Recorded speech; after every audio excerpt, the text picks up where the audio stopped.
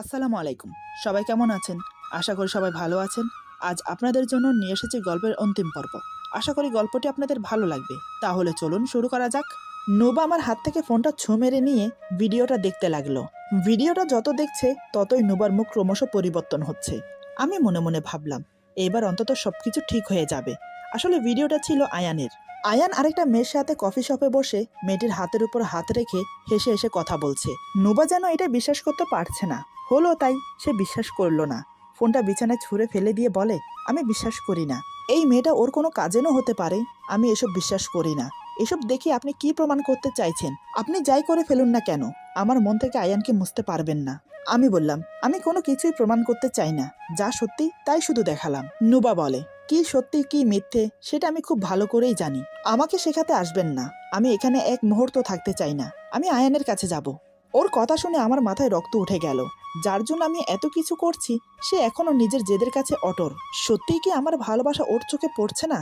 আমি ওকে কতটা ভালোবাসি। আমি কোনো কথা না বলে শক্ত করে ওরা হাত ধরে টেনে টেনে গাড়িতে নিয়ে বসাই। এদিকে নুবা বলছে, কি হলো, আপনি এমন করছেন কেন? আমাকে কোথায় নিয়ে যাচ্ছেন এত রাতে? আমি চোখ লাল লাল করে চেঁচিয়ে বললাম, চুপ, একদম চুপ। তোমাকে তোমার জায়গায় দিয়ে আসছি, যেখানে যাওয়ার জন্য এত ব্যাকুল এত উতলা হয়ে আছো। এই বলে ওকে নিয়ে আয়ানের বাড়ির উদ্দেশ্যে রওনা দিলাম। যেহেতু আমি একবার আয়ানকে উঠিয়ে নিয়ে এসেছি তাই আমি ওর বাড়ি চিনি। পুরো রাস্তা আমি নোবার সাথে কোনো কথা বলিনি। কি বা বলবো আমি? বলারই বা কি বাকি আছে? নিজের অতীত ভুলে যাকে আঁকড়ে ধরে সারা জীবন বাঁচতে চেয়েছি সেই মানুষটাই আমার জন্য বিন্দুমাত্র ভাবে না। আমার জন্য দয়া মায়া ভালোবাসা এমনকি কোনো ফিলিংস ওর মধ্যে নেই। আমার তো মনে হয় ও কোনোদিন আমাকে নিয়ে ভাবেও নি। শুধু আমি একতরফা ভালোবেসে গিয়েছি। আর এটাও অনেক ভালো করে বুঝে গেলাম যে একতরফা ভালোবাসা দিয়ে কখনো কাউকে আটকানো যায় না। এসব নানান কথা ভাবতে ভাবতে একসময় আয়ানের বাড়ির সামনে চলে এলাম। আয়ানদের দোতলা বাড়ি। বাড়ির গেটের সামনে গাড়ি দাঁড়াতেই নুবা গাড়ি থেকে নেমে সোজা গেটের কাছে চলে গেল। গাড়ির দরজাটা পর্যন্ত বন্ধ করতে ভুলে গেছে। আমি তো হতবাক হয়ে হাঁ করে ওর দিকে তাকিয়ে আছি। নুবা গেটের কাছে গিয়ে দাঁড়াতেই দারোয়ান ওকে চিনতে পারে। সাথে সাথে সে উঠে এসে গেটের ছোট দরজাটা খুলে দেয়। ভাগ্যক্রমে সেদিন আয়ানের মা বাবা কোনো এক বিয়ে বাড়িতে গিয়েছিল, কিন্তু আয়ান যায়নি। তার কিছু কাজ আছে বলে সে থেকে গেছে।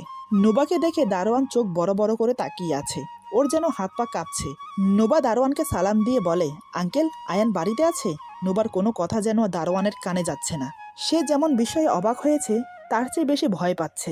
দারোয়ান যখন কোনো কথার উত্তর দিচ্ছে না তখন নুবা আবার বলে, কি হলো আঙ্কেল, অমন করে তাকিয়ে আছেন কেন? আমি বলছি আয়ান কি ঘরে আছে? এবার দারোয়ান কাপা কাপা গলায় বলে, নুবা মামুনি, তুমি বেঁচে আছো? দারোয়ানের কথা শুনে নুবা একটু অবাক হলো না, কারণ সে আগেও তার মিথ্যা মৃত্যুর খবর শুনেছে। তাই সে বলে, আঙ্কেল, আমি মারা যাইনি। এইটা তো একটা সাজানো নাটক ছিল। আমি এসব সম্বন্ধে কিছুই জানতাম না। আজই সব জানতে পারলাম। আমি আপনাকে না হয় একদিন সব খুলে বলবো, কিন্তু এখন আয়ানকে আমার খুব প্রয়োজন। কতদিন ওর সাথে আমার দেখা হয়নি। জানি না ও কি অবস্থায় আছে আমাকে না দেখি। দারোয়ান বলে, কিন্তু মামুনি। নুবা বলে, কোনো কিন্তু নয় আঙ্কেল, তুমি যা বলতে চাও সব পরে শোনা যাবে। আগে বলো আয়ান কোথায়?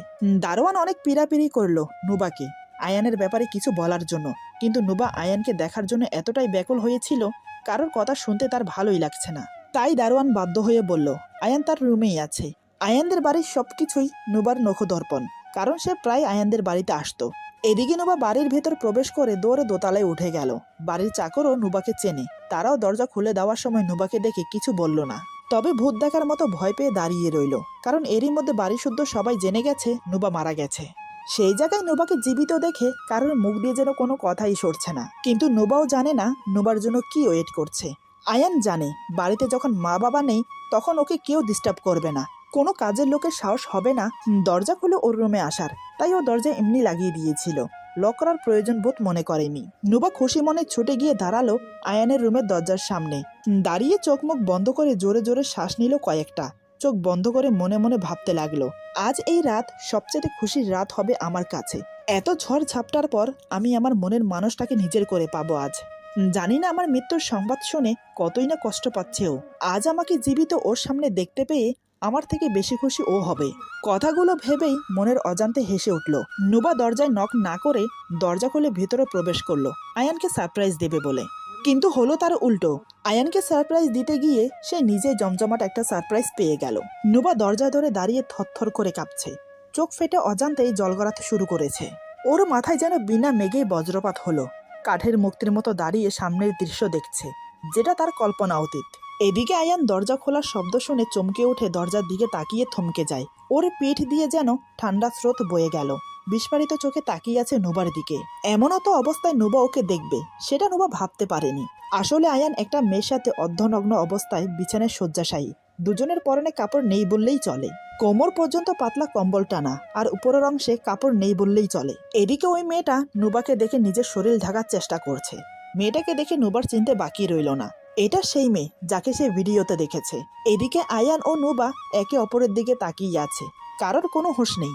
এমনও তো অবস্থায় নুবার উচিত ছিল রুম থেকে বেরিয়ে যাওয়া, কিন্তু সে সেটাও ভুলে গেছে। তার যেন মাথায় কাজ করছে না। অন্যদিকে মেয়েটি নুবাকে যা ইচ্ছে তাই বলে যাচ্ছে, কারণ সে দরজা নক না করে ঘরে ঢুকেছে। তার জন্য দরজা নক করে ঘরে ঢুকলে এমন পরিস্থিতিতে পড়তে হতো না। অনেকক্ষণ কেটে যাওয়ার পর নিজেকে সামলে অনেক কষ্টে নুবা বলে, আমি মনে হয় অসময়ে এন্ট্রি করেছি, সরি আপনাদেরকে ডিস্টার্ব করার জন্য। এই বলে নুবা রুম থেকে বেরিয়ে আসে। নুবা বেরিয়ে যেতেই আয়ানের যেন হুঁশ ফিরল।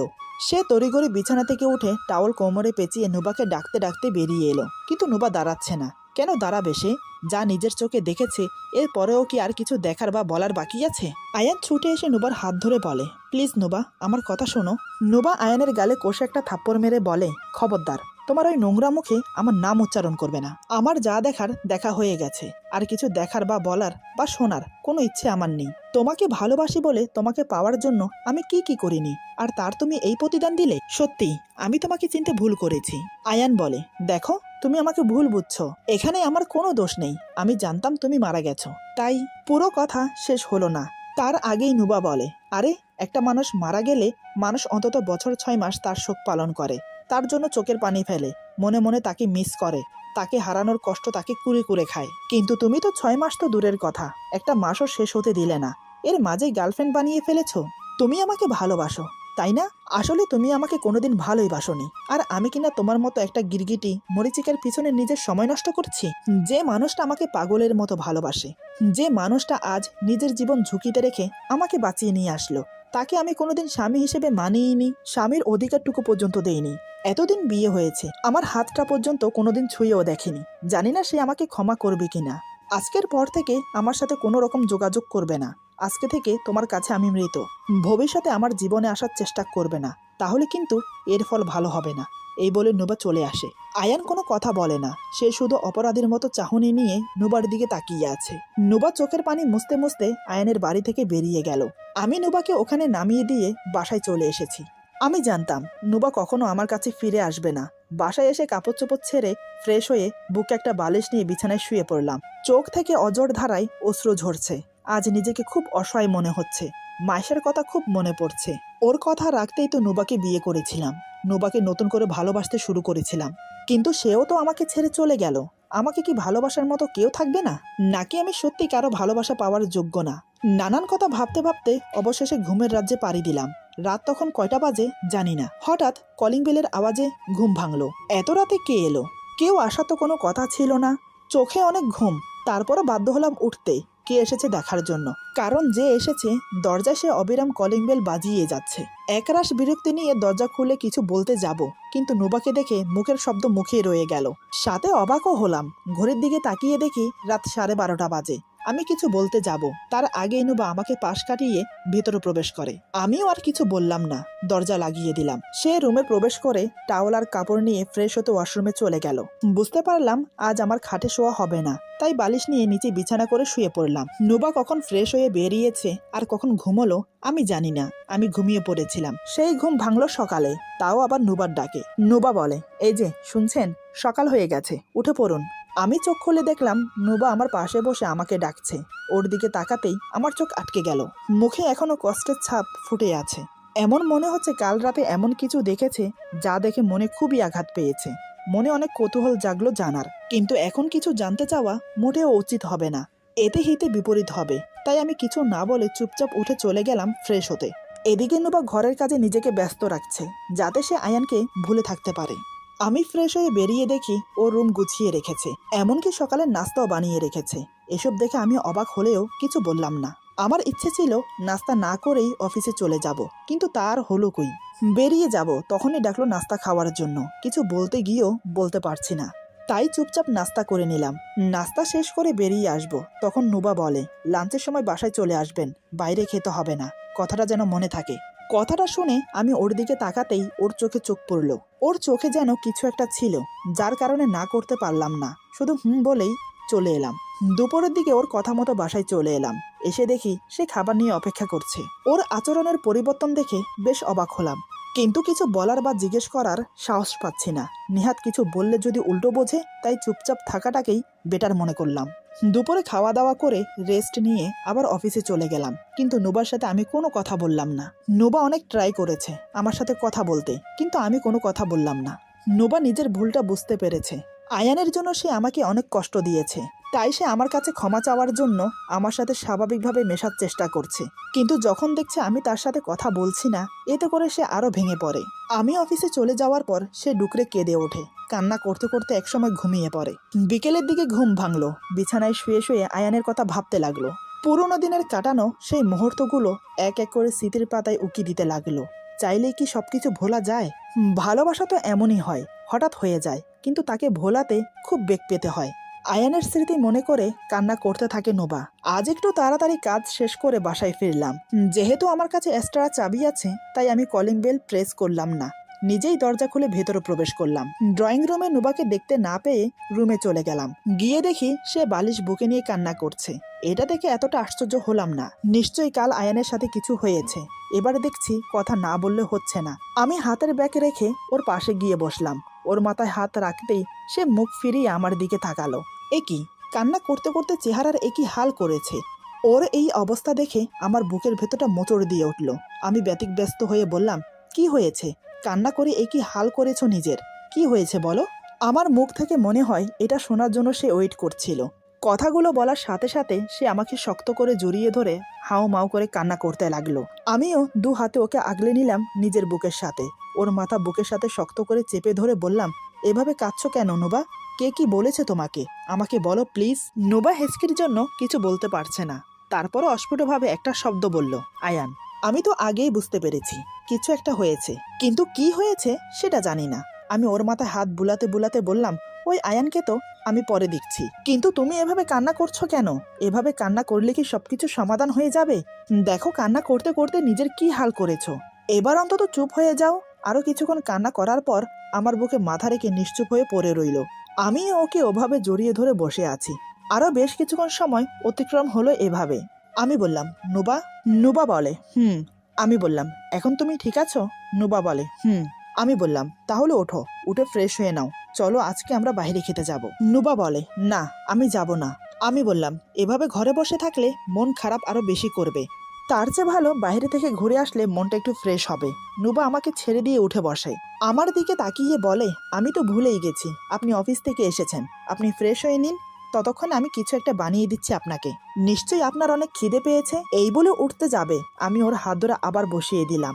আমি বললাম, আহা এত ব্যস্ত হইও না, আমার এখন খিদে পাইনি, আর তোমাকে কষ্ট করে কিছু রান্নাও করতে হবে না। তুমি বাইরে না যেতে চাইলে জোর করব না, তার চেয়ে বরং আমি ঘরে খাবার অর্ডার করছি, তুমি ফ্রেশ হয়ে রেস্ট করো। দেখো নুবা, আমি জানি তুমি মানসিকভাবে খুব ভেঙে পড়েছো। কাল আয়ানের ওখানে কি হয়েছে আমি জানি না, আমি জানতে চাইও না। তুমি নিজে থেকে না বললে আমি জানতে চাইবও না। তবে একটা কথা মনে রেখো, তোমার সুখে দুঃখে সবসময় আমি তোমার পাশে আছি, আর থাকবো। আমার একটা কথা রাখবে? নুবা ছলছল নয়ন নিয়ে আমার দিকে তাকিয়ে বলে, কি কথা? আমি বললাম, এভাবে কখনো কান্না করবে না, তোমার কান্না আমার ভালো লাগে না। নুবা বলে, কফি খাবেন? আমি বললাম, তুমিও যদি খাও তাহলে নিয়ে আসো। আমার কথা শুনে নুবা রান্নাঘরে চলে গেল। কিছুক্ষণ পর 2 কাপ কফি নিয়ে এলো, আমার পাশে বসে আমার সাথে কফি খেতে লাগলো। আমি জিজ্ঞেস করলাম, খাবারে কি অর্ডার করব, কি খাবে? নুবা বলে, আপনার যেটা ভালো মনে হয়। আমি আর জিজ্ঞেস করলাম না। একসময় রাতের খাওয়া দাওয়া শেষ করে শুয়ে পড়লাম, আমি নিচে, নুবা উপরে। এভাবে প্রায় বেশ কিছুদিন কেটে গেল। এরই মধ্যে নুবা কিছুটা স্বাভাবিক হয়েছে, আমার সাথেও অনেকটা ফ্রি হয়েছে। আজ সে খুব সুন্দর করে সেজেছে, ড্রেসিং টেবিলের সামনে বসে নিজেকে নিজে দেখে মুচকি হাসছে। এই প্রথম সে আমার জন্য সেজেছে। সন্ধ্যার পর আমি বাসায় এলাম, কারণ আজ অফিসে কিছু কাজ ছিল, তাই একটু দেরি হয়েছে। কলিং বেলের শব্দ শুনে এক প্রকার ছুটে এসে দরজা খুলে দিল।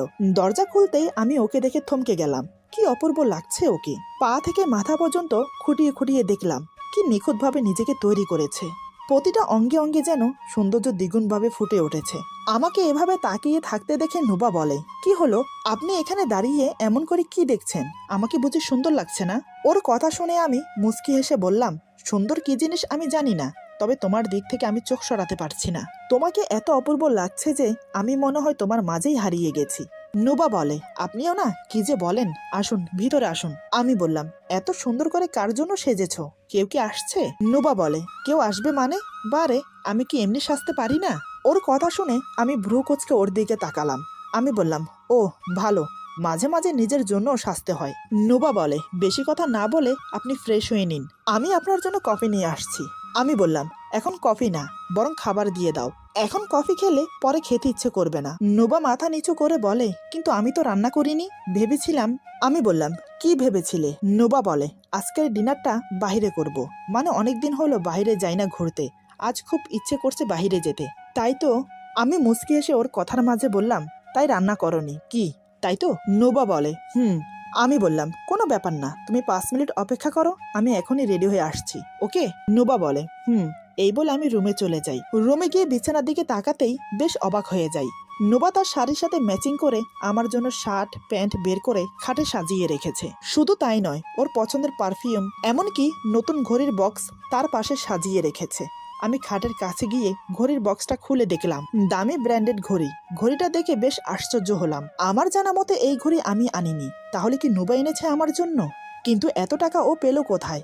মনে নানা রকম প্রশ্ন নিয়ে ওয়াশরুমে চলে গেলাম ফ্রেশ হতে। কিছুক্ষণ পর বেরিয়ে রেডি হয়ে নিলাম, ওর দেওয়া ঘড়িটা হাতে পরলাম।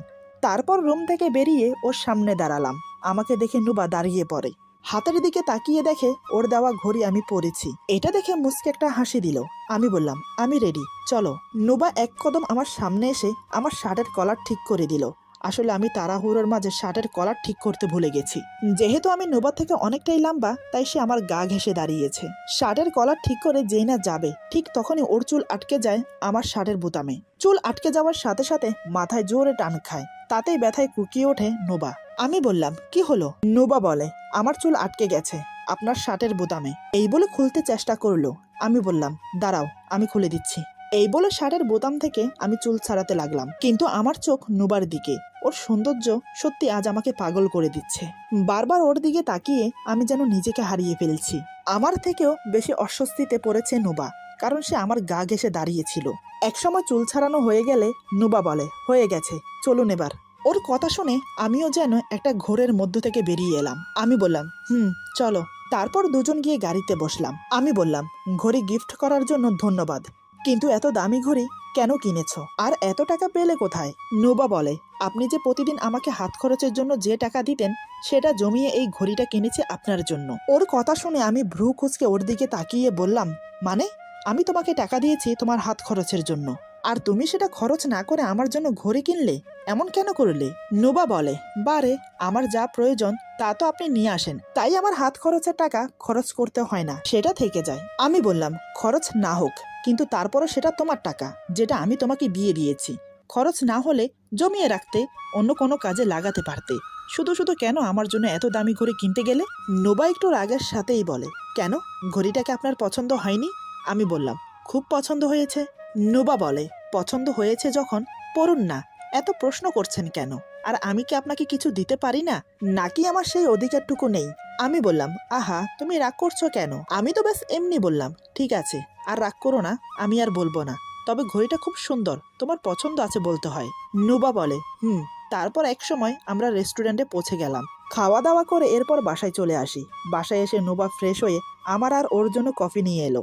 দুজন একসাথে দাঁড়িয়ে কফি খাচ্ছি। দুজনের মধ্যে কম আর বেশি কথাবার্তা হচ্ছে। হঠাৎ খুব জোরে আশেপাশে কোথাও বোম ব্লাস্টের মতো একটা ধামাকা হলো। নুবা আওয়াজটা শুনে ভয়ে চিৎকার করে আমার বুকে ঝাঁপিয়ে পড়ে, এমনকি ওর হাতে থাকা কফির মগটাও পড়ে যায়। ওকে কি বলবো, আওয়াজটা এতই জোরে ছিল যে আমিও কেঁপে উঠেছি। কোথায় এভাবে বোম ব্লাস্ট হলো না অন্য কিছুই বুঝতে পারছি না। তবে যা হয়েছে এটা আমার বাসার আশেপাশে কোথাও হয়েছে। নোবা আমাকে জড়িয়ে ধরে থরথর করে কাঁপছে। বুঝতে পারলাম ও খুব ভয় পেয়েছে, আর এখানে থাকা ঠিক হবে না। তাই আমি ওকে নিয়ে রুমে চলে এসে বারান্দার দরজা লাগিয়ে দিলাম। নোবা কিন্তু এখনো আমাকে ছাড়েনি, সে এখনো আমাকে জড়িয়ে ধরে আছে। আমি বললাম, তুমি এখানটায় বসো, আমি দেখি কি হয়েছে। নোবা আমাকে আরো শক্ত করে জড়িয়ে ধরে বলে, না, আমাকে একা রেখে আপনি কোথাও যাবেন না, আমার খুব ভয় করছে। আমি বললাম আচ্ছা ঠিক আছে, যাও ঘুমিয়ে পড়ো, রাত অনেক হয়েছে। নুবা বলে আপনি ঘুমাবেন না? আমি বললাম হ্যাঁ ঘুমাবো, নিচে বিছানা করতে হবে তো। নুবা বলে বলছিলাম কি আপনি খাটে ঘুমান। আমি বললাম তাহলে তুমি কোথায় ঘুমাবে? নুবা বলে কেন, আমিও খাটে ঘুমাবো আপনার সাথে। আমি অবাক হয়ে বললাম কি আমার সাথে ঘুমাবে? নুবা বলে কেন, কোনো সমস্যা? আমি বললাম না মানে ঠিক আছে চলো। বুঝতে পারলাম ও খুব ভয় পেয়েছে, তাই একা থাকতে চাইছে না। আমি ওকে শুইয়ে দিয়ে আমার বালিশ নিয়ে পাশে শুয়ে পড়লাম, তবে ওর থেকে একটু দূরত্ব বজায় রেখে। আমি চাইলে ওকে জড়িয়ে ধরে ঘুমোতে পারতাম, তার জন্য ও আমাকে কিছুই বলতো না, কিন্তু আমি সেটা করব না, কারণ আমি চাই ও আমাকে নিজে থেকেই কাছে টানুক। এদিকে নুবা আমার আচরণ দেখে খুব কষ্ট পায়, সে ভেবেছিল আমি তাকে জড়িয়ে ধরে ঘুমাবো, কিন্তু আমি সেটা না করে অন্যদিকে ফিরে শুয়ে আছি। এবার নুবা খুব জোরে জোরে কান্না করতে লাগলো, যাতে আমি শুনতে পাই। এদিকে আমারও ঘুম আসছিল না। নুবার কান্নার আওয়াজ শুনে ওর দিকে ফিরে শুলাম। আমি বললাম কি হলো, কান্না করছো কেন? নুবা বলে আমি কান্না করলে আপনার কি, আপনাকেই বা কেন বলবো? আমি বললাম এ কেমন ধরনের কথা, তুমি কান্না করছো সেটাও কি আমি জানতে পারি না? নুবা বলে না আপনি জানতে পারেন না, আপনি আমাকে কষ্ট দিয়ে আবার আমাকে জিজ্ঞেস করছেন আমি কেন কান্না করছি। ওর কথা শুনে আমি হতবাক হয়ে গেলাম। আমি ওকে কষ্ট দিয়েছি? কখন, কবে, কিভাবে? সবকিছু কেমন যেন গোলমাল হয়ে যাচ্ছে। আমি বললাম আমি তোমাকে কখন কষ্ট দিলাম? নুবা বলে আপনি দেখেছেন আমি ভয় পেয়েছি, কোথায় আপনি আমাকে বুকে নিয়ে ঘুমাবেন যাতে আমি ভয় না পাই, সেটা না করে উল্টো অন্যদিকে ফিরে শুয়ে আছেন। আপনি আমাকে ভালোই বাসেন না, আপনার সাথে আমি কোনো কথা বলবো না। এই বলে অন্যদিকে ফিরে কান্না করতে লাগলো। এইবার বুঝতে পারলাম যে ও আমার বুকে ঘুমোতে চাইছে, আমার ভালোবাসা পেতে চাইছে। আমার মুখে অজান্তে এক ঝিলিক হাসি খেলে গেল। আমি এবার পেছন থেকে ওকে জড়িয়ে ধরলাম, ওর কানের কাছে মুখ এনে ফিস ফিস করে বললাম সরি, আসলে আমি বুঝতে পারিনি। এদিকে এসো, আমার দিকে ফিরো। নুবা বলে না ফিরবো না, আমাকে ছাড়ুন। আমি বললাম তো sorry, but I love you. এই বলে ওর ঘাড়ে গভীরভাবে একটা কিস করলাম। তাতেই নুবা কেঁপে উঠে আমার হাত শক্ত করে চেপে ধরে, আমার দিকে ফিরে আমাকে শক্ত করে জড়িয়ে ধরে, আমার কপালে একটা চুমু দিয়ে বলে আই লাভ ইউ টু। আমি ওকে আমার বুকের সাথে শক্ত করে জড়িয়ে ধরে ওর কপালে, গালে, ঠোঁটে আলতো করে চুম্বন করলাম। নুবার চোখ বন্ধ করে সেটা অনুভব করছে। আমি ওর দিকে কিছুক্ষণ তাকিয়ে থেকে ওর ঠোঁটে ঠোঁট ডুবিয়ে দিলাম। ভালোবাসার ছোঁয়া এঁকে দিতে লাগলাম ওর প্রতিটা অঙ্গে অঙ্গে। নুবা আমাকে শক্ত করে জড়িয়ে ধরে কান্না করে দিল। আমি ওর কপালে একটা চুমু দিয়ে চোখের পানি মুছে দিয়ে বললাম আরে কান্না করছো কেন? নুবা বলে সরি, আমাকে ক্ষমা করে দিন। আমি বললাম সরি কেন বলছো, কিসের জন্য ক্ষমা করবো তোমাকে, কি হয়েছে? নুবা বলে আমি না জেনে না বুঝে আপনাকে কত কষ্ট দিয়েছি, এটা আমার একদম উচিত হয়নি। আমি ওর গাল চেপে ধরে নাকের সাথে নাক ঘেঁষে বললাম ক্ষমা করব, তবে একটা শর্ত আছে। নুবা বলে কি শর্ত? আমি বললাম আজ থেকে আমাকে তুমি করে বলবে, কি রাজি তো? নুবা বলে রাজি। আমি বললাম আমার আরেকটা শর্ত আছে। নুবা বলে কি? আমি বললাম আমাকে একটা ফুটফুটে বাবু দিতে হবে। নুবা লজ্জা পেয়ে বলে তুমিও না? এই বলে আমার বুকে মুখ লুকায়। আমি ওকে শক্ত করে জড়িয়ে ধরে বললাম লজ্জা পেলে চলবে না। নুবা বলে আমার তো একটাই হবে না। আমি বললাম বলো কি? নুবা বলে আমার তো দুটো চাই। আমি বললাম আরে ব্যাস, আগে বলবে তো, তাহলে এসো তোমাকে বেশি বেশি করে আদর করি। এই বলে আমি নুবাকে আদর করতে লাগলাম। এইভাবেই শুরু হলো আমাদের ভালোবাসা। আজকের গল্প এখানে সমাপ্ত। আল্লাহ হাফেজ।